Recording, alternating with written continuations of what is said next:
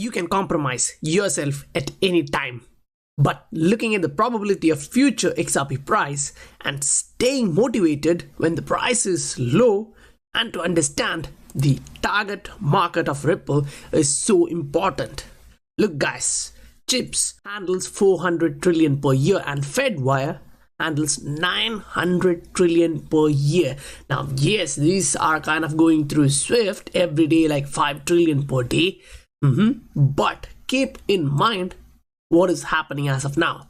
ISO 20022 is being implemented. In the previous videos, we highlighted all the requirements there, right? But someone is not being able to keep up. So just the payments market is so huge now that the market cap of the processing network should be equal to the total or at least higher than that. That is needed to account for providing liquidity for these payments.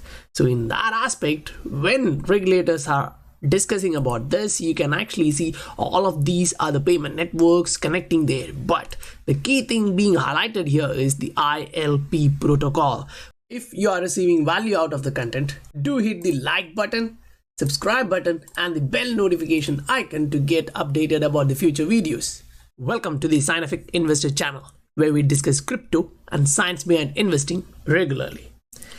Keep this in mind, regulators are actually hitting the ground and diverting institutions. Okay, you have to actually agree with that because it is really happening. Now, the institutions are being diverted to where the ILP, not only ILP and Ripple, but they don't have other options because those who already have adopted to ISO 20022, they don't have much of a time. They have to be interoperable from 2021. Now I'll actually play the video in which you will get further information for that. But just before that, I'll say these are happening when many institutions were actually concentrating on building their own walled gardens. Remember that, like JPM Coin and others. And now they need something to interoperate with all the different networks, which was the aim of Ripple from the beginning, creating the internet of value, right? Now, look at this. This is Fedwire. We just showed what is Fedwire and what kind of payments are they handling, right? Now, this is chips $400 trillion and Fedwire $900 trillion, in which Fedwire is a real-time gross settlement fund transfer system within the United States. Keep that in mind. Yeah, they does the domestic and international or the cross-border payments similar to that of chips. Chips is clearinghouse interbank payment system in United States. So keep that in mind. These are originating from US, meaning these numbers are originating from US. Now think about the entire world, which is actually now moving on to DLT ISO 20022, because when you actually think about that, you will get to understand one thing. Say for example, if you actually scroll down in this is clearinghouse payment system, and if you look at their list of members, you can see a lot of different banks, including Bank of China, Bank Tokyo Mitsubishi, that's from Japan. Then you can see institutions like American Express, Bank of America and others which are already working with Ripple the company. So in that aspect, when you actually see the total numbers like this in one country, the market is so huge for one guy to take it all. I understand, but the problem here for others is they have created a walled garden. Yes, they will take majority, or you can say a lot of market share, but they have to send these payments through an interoperable system from one to another. So it doesn't care whether we are having the majority of that cake at once, because whoever have that cake will process the payment through the interledger protocol to the other guy, that's for sure. So say majority of the payment flows will be through this. And to get a perspective of that, yes, I know that the target end point or the final point for this ISO 20022 comes by 2025, but when you listen to banking giants, experts from the banking giants, you can actually, like last time we showed you that Swift guy directly, executive from Swift directly says interoperability should be there from 2021. Otherwise, you're going to miss a lot of messages, the payment messages. So in that aspect, listen to this. We are chatting ISO 20022. Migration's already underway. Do you think the industry is on target for implementing it towards the end of 2021? At least the industry is in preparation to make it for 2021, right? We still have to differentiate by different markets and countries. Some communities will have to be ready by 2021.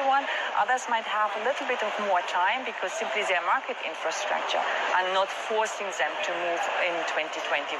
My sincere hope would be that actually banks providing intermediary services are all preparing for 2021, because otherwise, as they provide intermediary services, and as a fact, every single bank will have to be able to consume ISO messages in November 2021.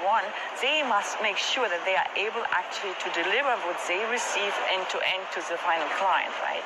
Otherwise, we'll end up with lots of frustrated beneficiaries. And what different approaches are you seeing between banks towards implementing it? Well, this is a very good question, because, the industry only now starts realizing ISO is happening. So I'm seeing, banks evaluating whether they actually can get away with a tactical approach, so implementing translation services, whereas where I see also big banks acting globally in providing cash management services, they are considering, a front-to-back approach to actually be able to consume ISO end-to-end. I do believe the tactical is going to be only temporary, viable, right? So actually, at a certain point of time, they will also have to strategically consider implementation of the ISO standards end-to-end. Because remember, ISO standard is not only just a mapping exercise, it comes with a lot of different changes in the processes as well. Wow, that's a lot of information to digest and process. So, at first, we can just mute that and go through this thing.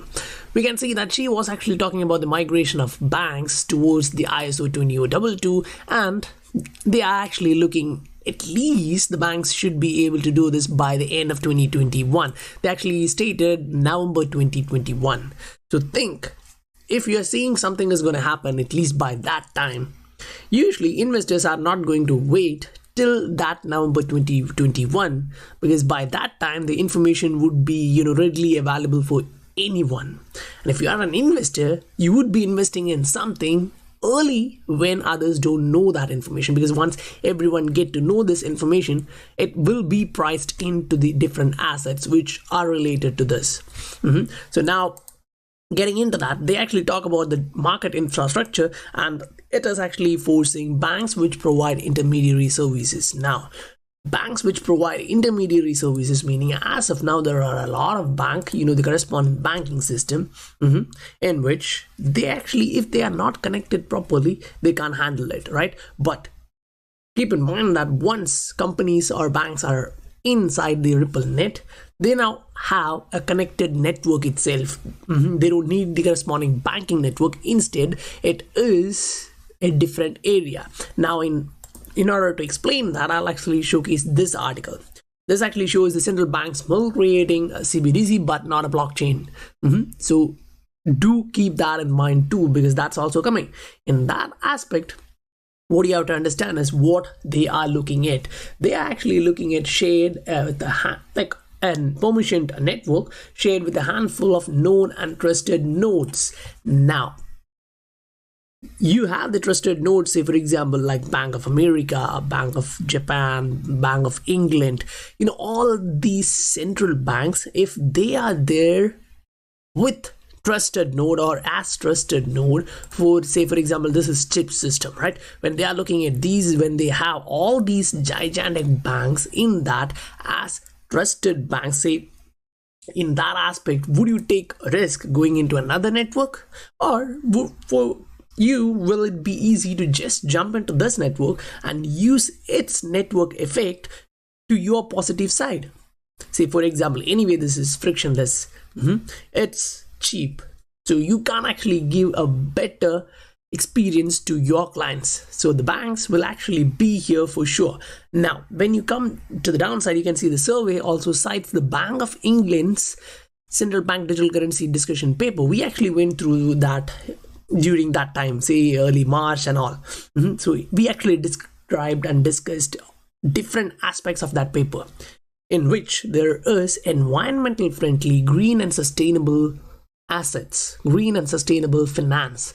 So we can actually neglect the proof of work shits there. So now when your friends are talking about, say, no, the central bank digital currencies are going to be in this network or that network, remember that central bank digital currencies will be something like this, right?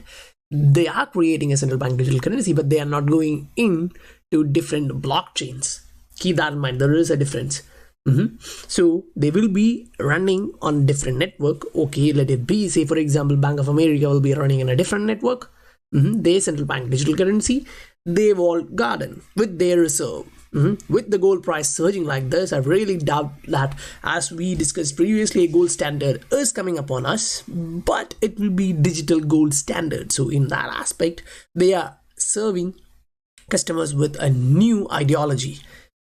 Yeah, you can say that it is connected to previous gold standard, but there will be sufficient differences when you're using interledger protocol to communicate with all the different networks. Now, why I'm highlighting that? Because when you actually go in, you can actually see that the regulators are actually coming in to create a framework for all the crypto firms. Why? Now, I'll highlight. The exchanges which are operating crypto is now acting as payment providers for banks. Think the payment providing services like, say, for example, MoneyGram or any other institutions which actually deal the payment flows with Ripple. As of now, they are using an exchange to do that when they are using that digital asset XRP. So now crypto exchanges are becoming a part of banking system itself for the payment flows, right?